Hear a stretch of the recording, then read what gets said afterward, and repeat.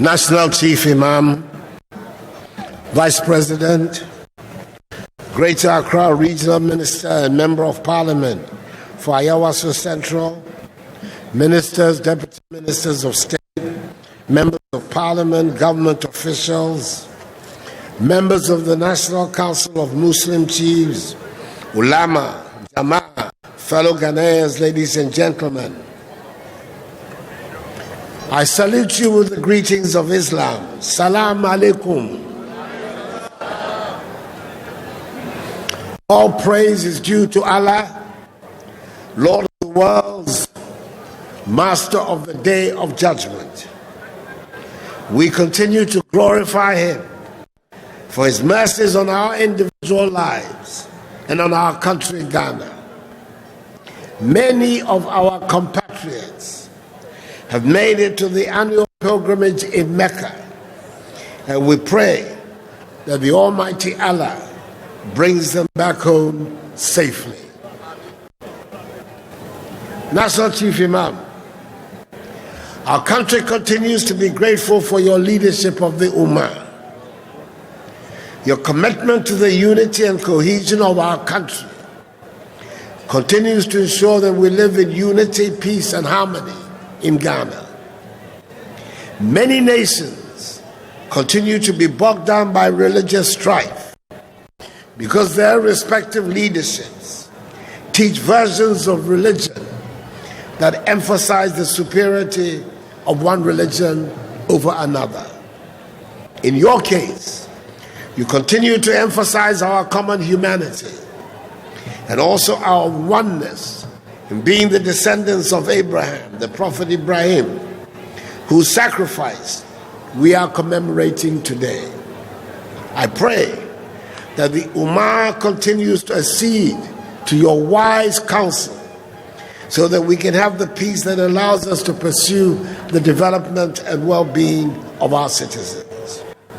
Ulama, fellow Ghanaians, permit me to appropriate some of the lessons of Hajj to back my call for a concerted action on our part as Ghanaians, if we are to make progress in the long run.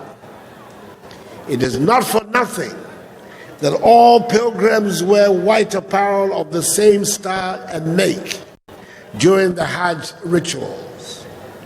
When we look at the sea of pilgrims, we are unable to distinguish the rich from the poor, the high from the low, and the powerful from the weak. Everybody assumes equality before the Lord. In the same way, we are determined to ensure that the laws of our country do not discriminate against people under any circumstances. And that's want to assure you my continuing commitment to the well-being and progress of every Ghanaian, no matter their religious belief, ethnic identity, or political persuasion.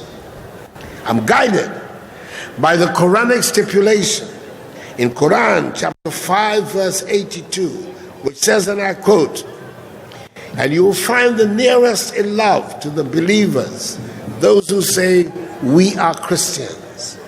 That is because amongst them are priests and monks, and they are not proud," unquote. In my political journey, I've had the privilege of working with Muslims, many of whom have gone through toil and self-deprivation to ensure the realization of my goal to serve this nation as its president. I therefore feel a sense of personal indebtedness to the community that birthed these great sons and daughters of our land.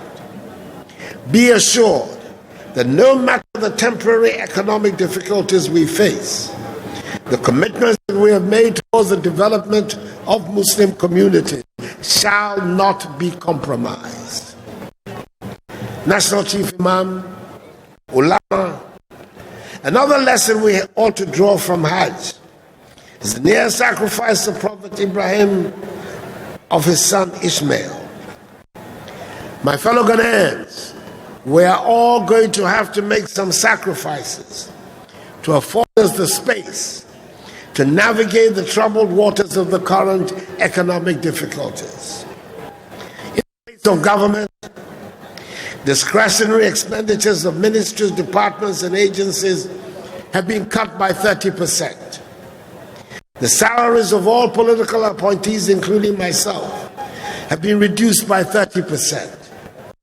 Fuel coupon allocations have been slashed by 50%, and other expenditures suspended.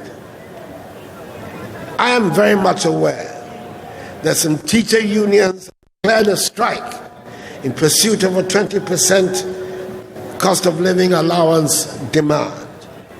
I'm happy that yesterday the teachers were joined by other members of organized labor under the umbrella of the Trades Union Congress to sit down with government, led by the Ministers for Employment and Labor Relations and Education, to begin negotiations on this matter.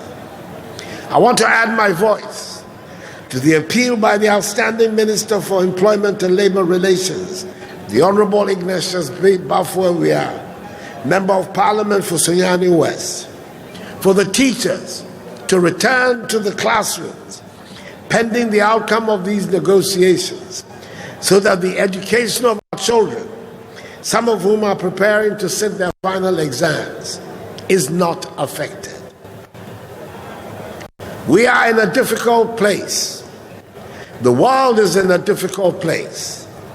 Leaders around the world, like we're doing here in Ghana, are working assiduously to resolve the fundamental challenges that have plunged the world into the current economic condition in which it finds itself.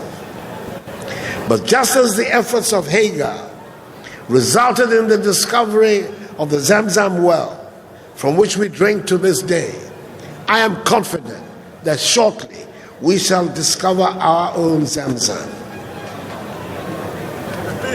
Ulama, fellow Ghanaians, my understanding is that the first 10 days of the month of Zulhijjah are among some of the most blessed days of the year.